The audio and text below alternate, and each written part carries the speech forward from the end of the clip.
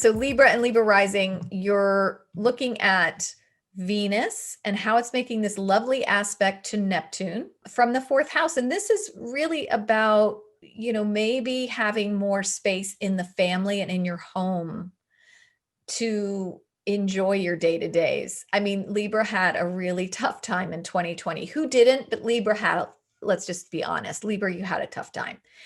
And now with Venus making this lovely aspect to Neptune, it's, going to feel a little bit sweeter, a little bit more tender, a little bit more gentle. The responsibilities and the opportunities really have all moved into the area of, if you're a parent, your child, you may be really focused on your child this coming year, or in the baby making process. That's one way it could manifest. Now, if you're not in the market for a baby, this is all about creativity and how your creative life needs to be restructured, aligned, how you need to start to generate new ideas about creative self-expression, how you are giving to yourself as a creator so you can share it with other people. You can't, what is that saying? Give water from an empty well or something. Libra, it's time to replenish some of your creative juices. And Mercury retrograde will actually give you that opportunity.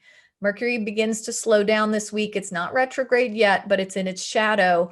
And it is kind of inviting in some contemplative practices to help you reconnect with your creative abilities.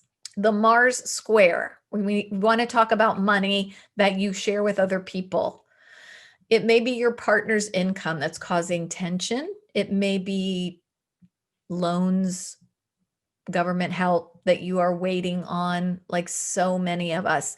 And that Mars conjunction just creates some tension and anxiety there. Maybe there's some issue around something going on with a creative project that has hit a roadblock in terms of financing. Maybe it is an issue with a child that maybe if you're a parent and it's an issue with a child, maybe it's triggering some psychological wounding for you.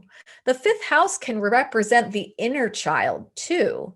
So maybe there's some tension psychologically that's reminding you of a child wound, and that's causing you to want to confront that wound. That square aspect is really motivating you to clear some sort of old trauma that might be related to childhood. Maybe your creative process itself is activating an old wound.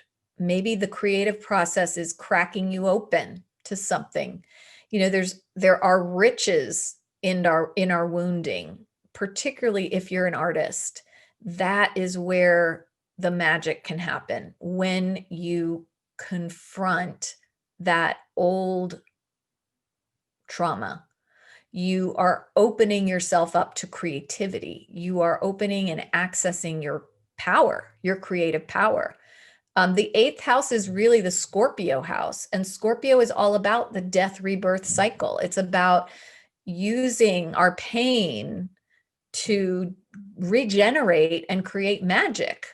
The alchemy, that's the alchemical process. So for you this week, Libra, it's the eighth house that's getting really activated, and it's directly tied to how you work with that in a creative way.